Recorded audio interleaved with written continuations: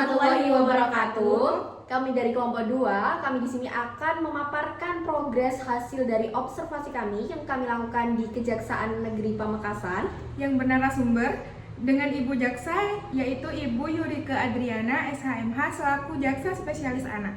Baik, sebelum kita masuk ke penjelasan, kita perkenalan diri terlebih dahulu. Perkenalkan, nama saya Febriana Putri Winata, akhiran NIM 105. Saya Sita Nora Najmi Faza, akhir NIM 119. Saya Rini Julia dengan akhiran NIM 184. Saya akan melaporkan data tindak pidana anak di Kabupaten Pamekasan pada 2023 hingga 2025. Dalam sistem peradilan pidana anak, identitas anak wajib dirahasiakan karena dianggap belum cakap hukum dan harus didampingi oleh orang tua, bapak, serta dinas sosial. Seluruh proses pemeriksaan anak dilaksanakan secara terbatas, terutama pada perkara asusila. Dalam 3 tahun terakhir, perkara pidana anak mengalami peningkatan signifikan, terutama pada tahun 2024 sampai dengan 2025. Perkara yang paling dominan adalah perkara asusila, disusul dengan perkara narkotika, pencurian, dan perjudian.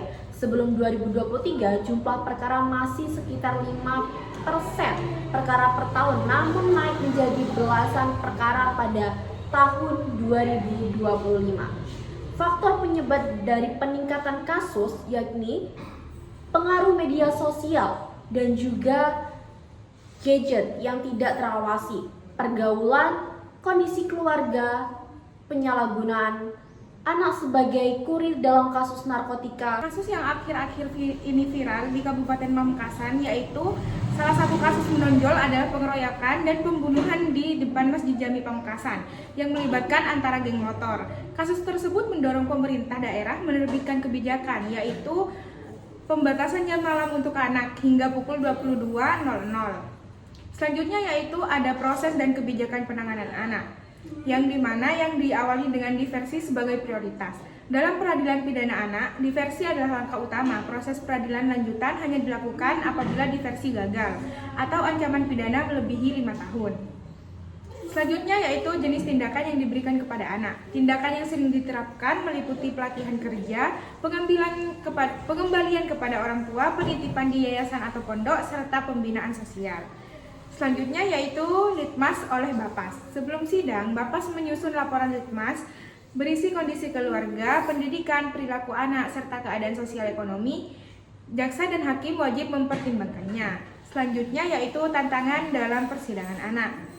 Jaksa sering menghadapi hambatan seperti korban yang tidak mampu menjelaskan peristiwa, anak yang trauma, atau pelaku dengan gangguan emosional. Untuk korban berkebutuhan khusus digunakan metode komunikasi seperti gambar dan permainan. Saya lanjutkan. Kisaran usia pelaku. Mayoritas pelaku berada pada usia 14 sampai 17 tahun. Anak di bawah 14 tahun hampir selalu hanya dijatuhi tindakan, bukan pidana. Contoh kasus. Beberapa kasus yang pernah ditangani antara lain yaitu kasus bullying SMP yang viral dengan pelaku berusia 14 tahun. Kedua, kasus asusila dengan korban anak usia 3 tahun yang membutuhkan pendekatan khusus. Tempat pelaksanaan pidana anak. Kabupaten Pamekasan belum memiliki LPKA. Jika anak dijatuhi pidana lebih dari 1 tahun, pelaksanaan pidana dilakukan di LPKA Blitar dan proses pemidanaan ditangani oleh kejaksaan. Upaya pencegahan. Upaya pencegahan dilakukan melalui sosialisasi oleh kejaksaan, hakim bersertifikat anak, dinsos, dan Bapas yang menyasar ke sekolah-sekolah. Namun, koordinasi antar instansi masih menghadapi keterbatasan. Sekian penjelasan dari kelompok kami. Kurang lebihnya kami mohon maaf. Wassalamualaikum warahmatullahi wabarakatuh.